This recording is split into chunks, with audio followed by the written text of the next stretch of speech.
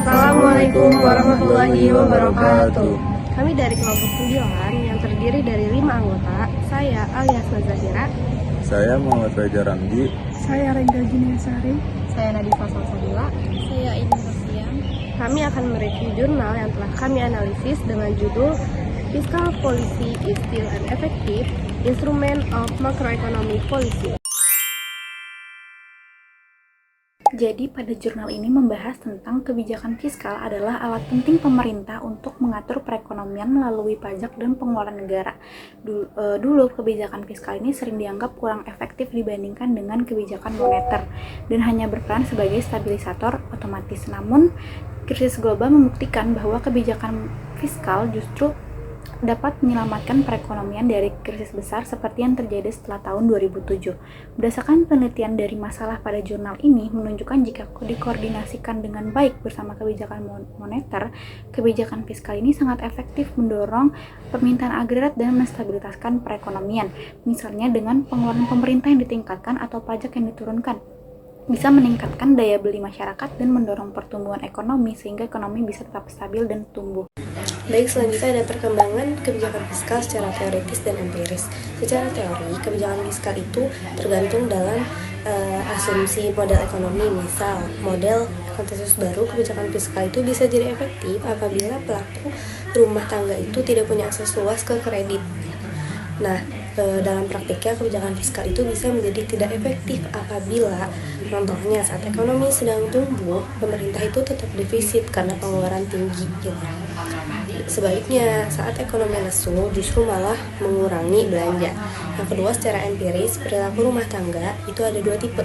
Ada rikardian dan non-rikardian, di mana yang rikardian itu mereka berpikir jangka panjang, cenderung menabung dari bantuan pemerintah. Yang non-rikardian itu berpikir secara pendek, ketika diberi bantuan itu langsung dihabiskan, langsung dikonsumsi. Baik, selanjutnya ada ukuran model dan investasi publik. Jadi ukuran model ini adalah pendekatan SPR atau yang biasa digunakan untuk menganalisis dampak kebijakan fiskal secara kuantitatif yang dianggap lebih akurat dibanding model ekonometrik. Jadi mampu mengidentifikasi guncangan fiskal dan melacak dampaknya terhadap ekonomi. Selanjutnya investasi publik. Investasi publik sangat penting dalam mendukung pertumbuhan ekonomi jangka panjang. Terus juga ada tantangan bagi investasi publik. Jadi harus dipertanyakan apakah aturan emas cukup menjamin investasi publik dan permintaan agregat, terutama dengan meningkatnya dana pensiun. Kebijakan fiskal yang ideal itu sifatnya kontrasiklus. Maksudnya, saat ekonomi sedang melemah, pemerintah akan meningkatkan belanja atau menurunkan pajak untuk mendorong konsumsi masyarakat. Tapi, kalau ekonomi dinilai terlalu memburuk, belanja dikurangi supaya inflasi bisa dikendalikan. Jadi, kebijakan fiskal bergerak melawan arah siklus ekonomi agar tetap stabil.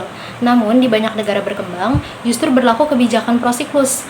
Jadi, mereka banyak berbelanja di saat ekonomi bagus dan malah menghemat di saat krisis. Dalam masalah pengukuran defisit anggaran, seringkali angka defisit terlihat besar, tapi sebenarnya tidak mencerminkan kondisi real.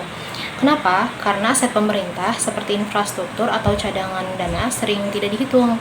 Selain itu, belanja untuk investasi jangka panjang seperti sekolah atau jalan seharusnya dipisahkan dari belanja konsumtif. Dan saat krisis, defisit bisa membesar karena pendapatan negara turun dan belanja sosial naik. Nah, peran kebijakan fiskal di sini yaitu sebagai instrumen kebijakan ekonomi, yang mana perannya sangat signifikan dalam stabilisasi ekonomi dan juga merupakan penentu kinerja ekonomi melalui dampaknya pada alokasi dan distribusi. Nah, kebijakan fiskal ini menjadikannya sebagai komponen kunci dari kerangka kerja ekonomi makro bersama kebijakan moneter. Jadi kesimpulan dari kebijakan fiskal ini adalah bahwa koordinasi kebijakan fiskal dan moneter itu kemungkinan merupakan cara terbaik untuk mencapai stabilisasi makroekonomi. Terus penerapan koordinasi ini memerlukan kebijakan dan perlu mendapatkan perhatian yang lebih serius. Sekian dari kelompok kami. Wassalamualaikum warahmatullahi wabarakatuh.